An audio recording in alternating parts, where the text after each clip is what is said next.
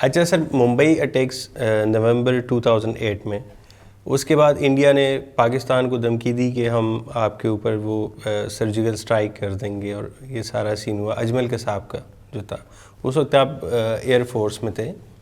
تو اس کے بارے میں کچھ بتائیں گے؟ ہاں جی، خوش قسمتی سے اس وقت میں ایئر ڈیفنس کمانڈ میں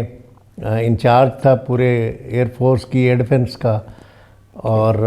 ہمارا جو آپس روم ہے وہ تقریباً 26 فٹ گہرا ہے، زمین کے اندر ہے، اور تقریباً 2.5 مہینے میں نے سورج نہیں دیکھا۔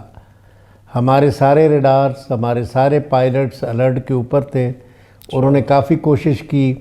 پینیٹریٹ کرنے کی، بٹ ہر کوشش کو ہم نے ناکام بنایا، اور الٹیمیٹلی اللہ کا شکر ہے کہ ان کا وہ جو تھا دعویٰ کہ جی ہم اندر جا کے ان ٹیررسٹ کو، یہی ٹارگٹس تھے مرید کے، اور یہی بہاولپور والے ٹارگٹس تھے جن کو ہم نے اس وقت نہیں ہونے دیا۔ بٹ وہ دیکھیں 19 سال پہلے کی بات ہے یا 18-16 سال پہلے کی بات ہے، ابھی وارفیئر بہت چینج ہو گئی ہے۔ اس وقت جو ویپنز تھے وہ اتنے پوٹنٹ اور اتنے لمبی رینج والے نہیں تھے جو اب آ گئے ہیں۔ سو اب جو ہے وہ چینج ہو گیا ہے، وارفیئر کا ٹوٹل تھیٹر ہی چینج ہو گیا ہے۔ جیسے میں نے ابھی عرض کیا ہے، اس وقت ایٹ بس 15-20 کلومیٹر رینج والے ایئر ٹو ایئر میزائلز تھے، تو لیکن یہ تھا کہ ہمارا اللہ کا لاکھ لاکھ شکر ہے کہ جو ہمارے پائلٹس کی ٹریننگ ہے نمبر 1، نمبر 2 جو ان کا جذبہ ہے، ریزالو ہے، اور نمبر 3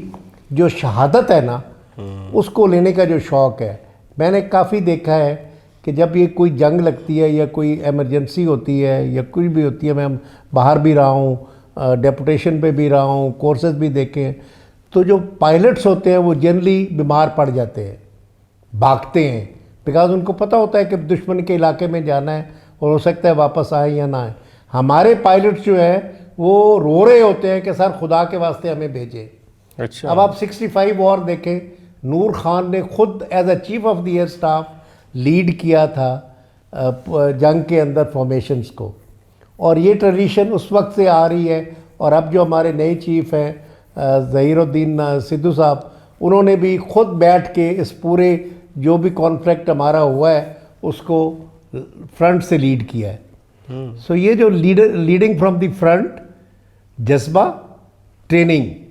یہ پاکستان کے ساتھ کوئی میچ نہیں کر سکتا۔